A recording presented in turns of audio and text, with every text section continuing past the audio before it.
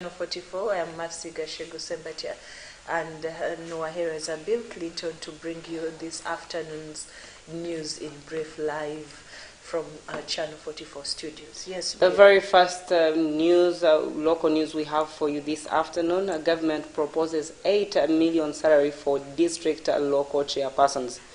The permanent secretary for the local ministry for government, Mr. Benon Kumumanya, has tabled a proposal for government to enhance the salary structure of district and city service personnel. Mr. Ben emphasizes that this move is to improve the welfare of local government officers and in a bid to fight the corruption on these levels. Currently, a district service commissioner chairperson earns between 1.5 million shillings and 3 million shillings. And this proposal is intended to chairpersons to earn between 9 million and 18 million shillings. These comments were made during the annual general meeting of Association of District Service Commission of Uganda in a proposal to address the allegations of corruption against district service commissions outside the Pearl of Africa. Thank you, Bill. Now, in Nigeria, on the election results that are happening in Nigeria, observers from the Commonwealth have released a statement describing Nigeria's election as largely peaceful. The chairperson of the Commonwealth Observer Group and former South African President Thabo Mbeki said people are largely accorded their constitutional right to vote. However, he did highlight challenges, namely some polling stations being ill-equipped with sufficient lighting, and recommended the Electoral Commission set up a post-election review. He also said those who had grievances about the election should express their complaints through available legal channels. Commonwealth observers were in Benue, Edo, Kano, Lagos, Ondo, Rivers, and Sokoto states, as well as the Federal Capital Territory, which is Abuja. The body will leave on the 2nd of March, when the observers will submit a full report. And Labour's Peter Obi has narrowly won the presidential election in Nasarawa State, according to official results.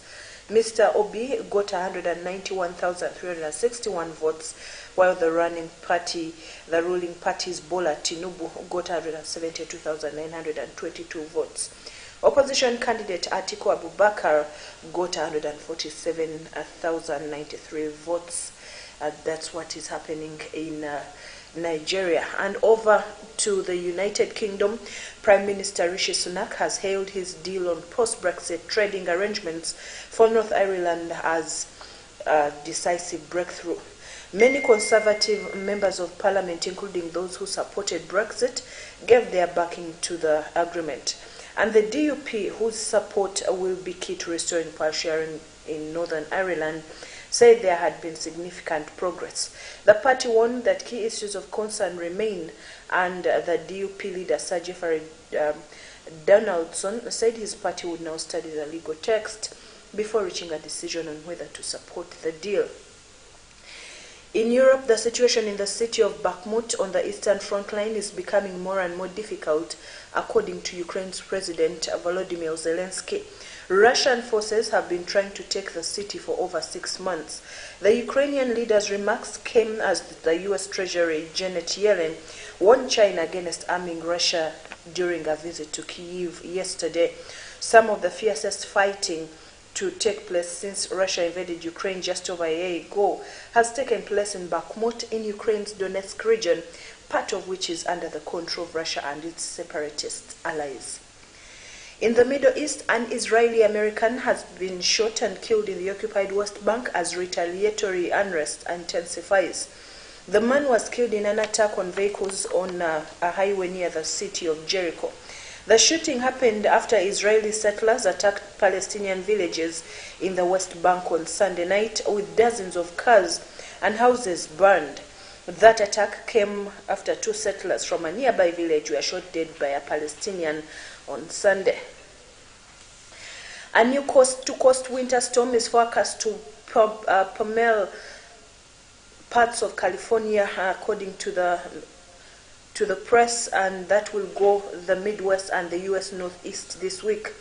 Parts of the Northeast could see up to 8 inches of snow, according to the National Weather Services, with New York City getting 2 to 6 inches. Further heavy snow is forecast on the other side of the country for California's mountainous areas.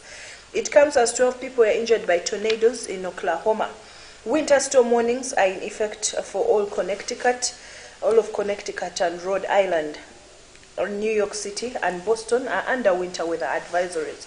Yesterday, residents of Oklahoma, Kansas, Missouri, and Texas were urged to seek shelters. Tornadoes and powerful winds hit the region.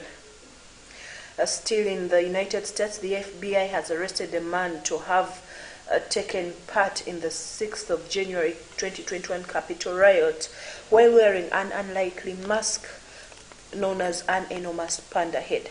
Jesse James Ramson, dubbed the Sedition Panda by some, was arrested in Florida. He now faces a series of charges, including assaulting or resisting a police officer and engaging in physical violence on restricted property. Nearly 1,000 people have been arrested since the riot. According to court documents, Mr. Ramson was identified by the FBI after receiving a tip and reviewing footage that showed him putting on and taking off the panda mask while on his way to the Capitol with his face in full view. Shipments of toxic waste from the East Palestine, Ohio trail derailment have resumed after a brief pause, according to environmental officials. A total of 38 cars derailed in the 3rd February incident, including 11 carrying hazardous material. Solid and liquid waste from the site are now being shipped to specialized facilities. Over the weekend, officials said that their air quality in the town is normal, despite ongoing fears from residents. On the 25th of February, the U.S. Environmental Protection Agency, EPA, said it was ordering a temporary halt on shipments of contaminated waste from the site. The U.S. envoy to China has called on the country to be more honest about the origins of the COVID-19 virus. His comments come a day after U.S. media reported a federal agency had found the pandemic probably started from a laboratory leak in Wuhan. China's foreign ministry hit back that the global outbreak's origin was about science and should not be politicized. Washington-Beijing ties have been under strain since the U.S. shot down an alleged Chinese spy balloon this month. Ambassador Nicholas Burns told a U.S. Chamber of Commerce event yesterday that China needs to be more honest about what happened 3 years ago in Wuhan with the origin of the COVID-19 crisis. And then there are fears of more than 100 people, including children, have died after their boat sank off southern Italy. At least 63 migrants are confirmed to have died, with 12 children, including a baby, said to be among the victims. The vessel, thought to have carried some 200 people, broke apart while trying to land near Crotone on Sunday. Italy's Prime Minister Giorgia Meloni has urged the EU institutions to take action to stop clandestine migrant boat journeys.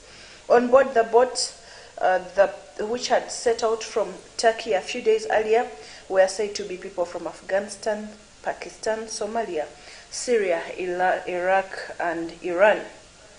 And finally, the former president of Nigeria, Thabo Mbeki, has urged the country's electoral body to save the country from a looming danger over what he described as corruption of the electoral process. In a statement, he said tension was building up and asked President Muhammadu Buhari to let all elections that do not pass the credibility and transparency test be cancelled. He said the Independent National Electoral Commission's INEC's decision to revert to manual transmission of results was deliberate, despite investigating on an electronic system that would allow immediate transmission of results from polling stations. The retired president also appealed to citizens to be patient and expressed confidence in the system working right. He said he strongly believes that nobody will toy with the future and fortune of Nigeria at this junction. And of course, it is our intention to give you the most current and the forecasts of what is going on. And as Channel 44, we intend to inform you about the South Sudan revival. South Sudan, and Pastor Robert Kayanja, Abuna Robert Kayanja is coming for you. You intend not to miss. And our own mother of this ministry, I hear them, Dr. Pastor Jessica Kayanja, is inviting you for a women's conference that will be on a Wednesday, which Wednesday is for Labor's Day. It will be a prayer Women's Day. Oh, wow. You are required that this service will be a prayer filled with prayer, worship, and it shall be a healing service. She calls upon all the women of this nation to miss not, and miss if you must not. And of course, this all can be very possible for you if you know where to find us on different satellites. And this is how I outline them for you. On DSTV, advise those who have not yet seen us or have asked you questions about how they can get us. On DSTV, they shall find us on 297, and then GoTV, tell them to find us on 812, and then StarTimes, tell them to tune to channel number 290, Zuku TV 056, and then Azam TV 152, and then StarTimes Satellite, they shall get us on plate number 468, and then free-to-air number 12. We are also on your TV. We are also on Afro Mobile app. Afro Mobile app you download for the phone users. We are also on it, and then Airtel TV, we also came for you. Mercy. Well, I also emphasize that you do not have to miss the Women's Conference on Women's Day with Pastor Jessica Kayanja. It's a day power-packed, filled with prayer. Come fasted, come ready to break through in whatever has been bothering you, your family, and all that. Well, she's up next with the Marriage Now program, the Lunch Hour program, that is a blessing too. A tremendous blessing to our generation, especially families. God bless you and enjoy your afternoon.